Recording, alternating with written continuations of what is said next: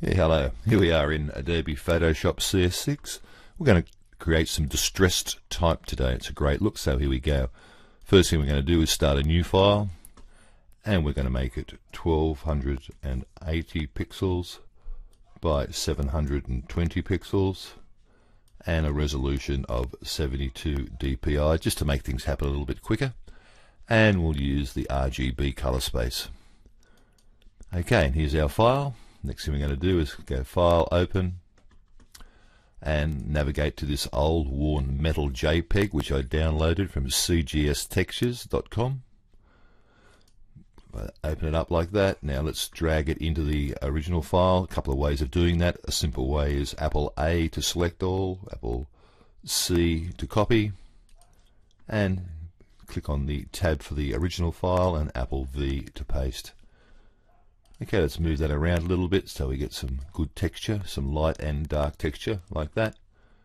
Okay, I'm going to duplicate that layer, Apple J, like this. Then I'm going to set some type. But before I do that, I'm going to change my foreground color. Now the color I know I want is a mid blue, and the number for that is 4CA1FF, which is a great way, and that's this little number here.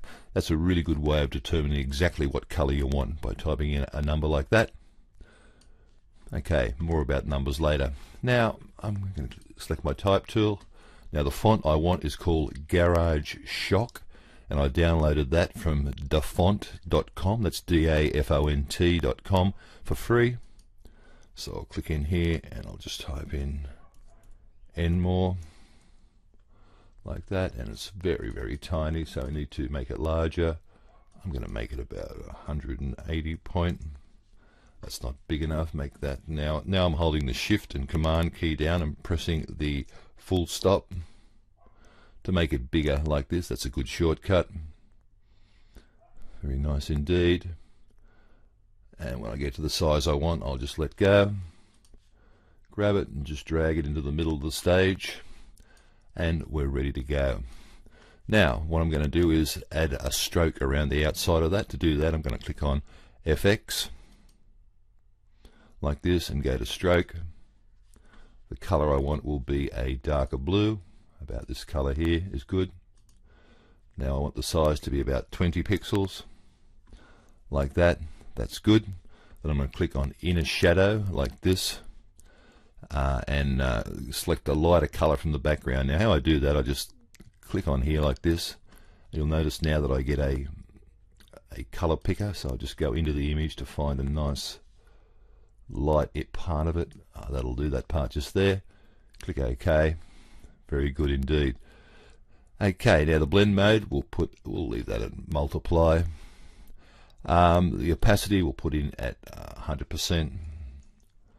Like that, which is good. The size will make it 5.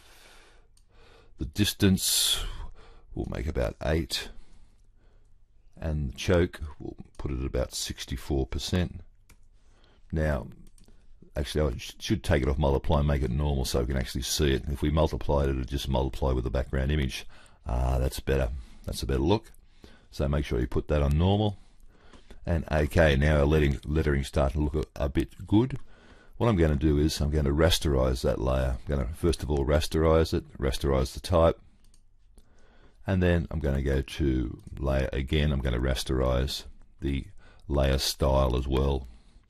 So now it's just a bitmap image. It doesn't have any styles, you can see over here, and it's not editable text anymore, but that doesn't matter. We're happy with it the way it is. So I'm going to hold the Command key down and click on that.